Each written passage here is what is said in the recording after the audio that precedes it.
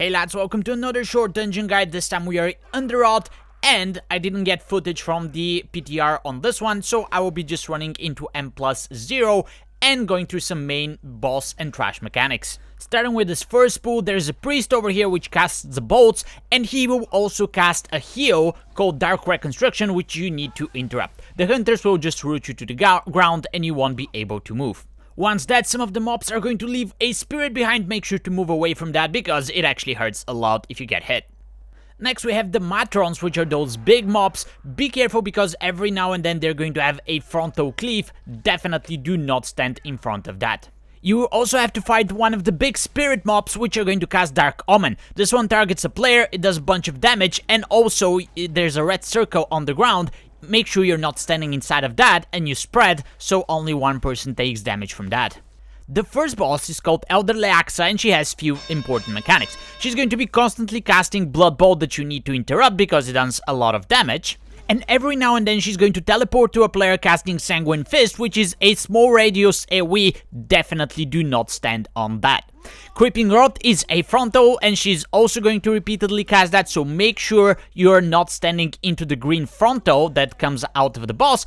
And the last mechanic, she's going to spam this effigy, which is an ad that has the Creeping Rot mechanic, and it also needs to be interrupted because it's also casting the Blood Bolts. All you need to do is focus those ads so you don't get overwhelmed. Stay out of the frontals, stay out of the red circles on the ground when she teleports, and interrupt as much as possible. After that, the boss is going to be relatively easy to kill. The trash that follows includes those big maggots, which have the Rotten Bite. That's a frontal that is not interruptible. You can stun it or something like that, or you can just move aside and not get hit by it. The living rots are those big slimes which are constantly going to throw green circles on the ground that do a lot of AoE, so make sure you don't stand on them. The more of those you pull, the more of the green circles you're going to have on the ground, and they also leave a puddle that is going to damage you if you walk on top.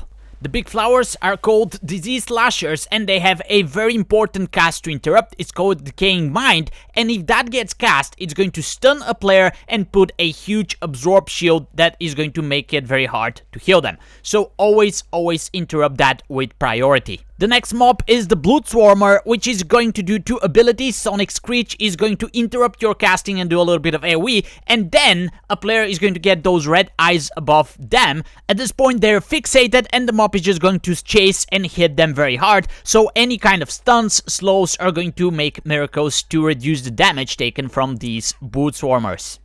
You will need to clear the whole area in this big room where the second boss is, because you're going to need a lot of space once you engage that boss. The boss is called Kragmaw, and it has a few important mechanics. First, you want to tank him near a wall because he's going to do a frontal charge, which is not necessarily going to be on the tank, and after the charge, he spreads those little larvae on the ground and you need to step on top of them. If you fail to do so, little ads spawn which leave very nasty debuffs on people, and obviously the more of those you have, the worse, but you can actually step on all of the small larvae on the ground and have no ads at all. The boss also has a tank frontal called Indigestion, which, guess what, spawns more larvae on the ground, so make sure you're still stepping on these. And the last thing to note is that the boss actually has an energy bar, which indicates when phase 1 is going to end. At 100%, he actually goes into phase 2 and casts Tantum. That is some heavy AoE damage, so something for healers to do. And the boss is also going to run to the middle of the room and spawn more of those larvae all over the place. Make sure that your group is actually spread and it kills as many of those as possible by walking on top, otherwise you might actually get overwhelmed by the small ads. All of this repeats, so rinse and repeat until the boss is actually dead. Moving on, you're going to see some dead speakers. Make sure to interrupt their Wicked Frenzy because that buffs nearby mobs, and the little reanimated guardians, those skeletons, you can actually purge their shield that gets cast every now and then to make it so much easier to kill them. You also notice those blood clouds near the ground. If you walk on top of them, you actually spawn a mob, which is a worm with a nasty smile. This one has two important casts. The Void Spit is something that you can interrupt, but the priority that you need to interrupt every time is an AoE spell called Dark Echoes, which eventually turns into a channel, but make sure that this is stunned or interrupted so you don't wipe. The next mob is the defilers, which are those big nasty undead thingies. They have 3 important casts. The first one is called Withering Cursed. This is actually channeled to somebody and it reduces their damage, increases their damage taken, so make sure this is interrupted. The other important interrupt here is called Shadow Bolt Volley, which as you can guess is a large AoE that goes into the whole party. He will also spawn a totem on the ground. You either need to prior kill this very fast or move away from it so you don't get stunned. That brings us to the third boss, and the whole point here is to kill all the mushrooms around the room before the boss reaches 100 energy. Now, you can run on top of the mushrooms, but you get a stacking debuff, which is going to kill you very quickly. So instead, you have to use the mechanics that the boss provides. The shockwave is a tank frontal that he can actually aim to the mushrooms and kill them. The other thing that you see right now is upheaval. A player is going to be targeted with a red arrow on top of them. Actually, that's going to be 2 in your group, and you need to stay in between the mushrooms without hitting them. The upheaval is actually going to kill them for you.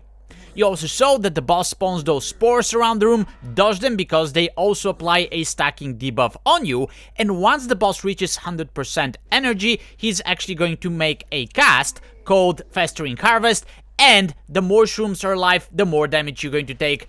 Basically, you want to have 0 shrooms at this point, and the boss is going to be relatively easy.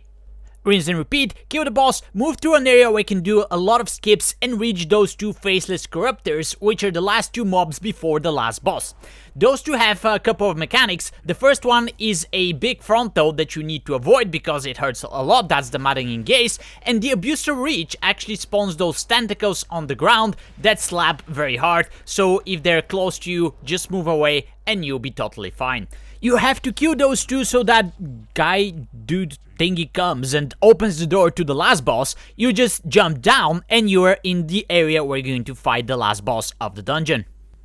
It is this big domination which actually seems to be taking no damage, but instead all the damage that you do is converted to energy, and once the boss reaches 100 energy, he spawns 2 little ads. When you kill the 2 little ads, they do damage to the boss, so you have to rinse and repeat that until the boss dies.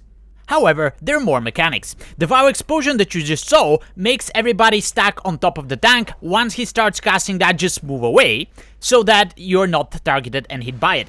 It also leaves those white patches on the ground, don't stand in those, and it also spawns those spores that are going to slowly crawl through you, but they're stunnable, you can knock them away, etc. Usually there's no point into killing them, you can just kind them around the room and go into circles. Now, you don't see that in this video, but the boss is constantly applying a stacking debuff on you, a stacking dot, which is actually dispellable. However, you can dispel everybody at the same time, and this big white circle that you see always targets one of the players, and if you stay inside of that circle once it explodes, it removes all the stack that you have from this debuff.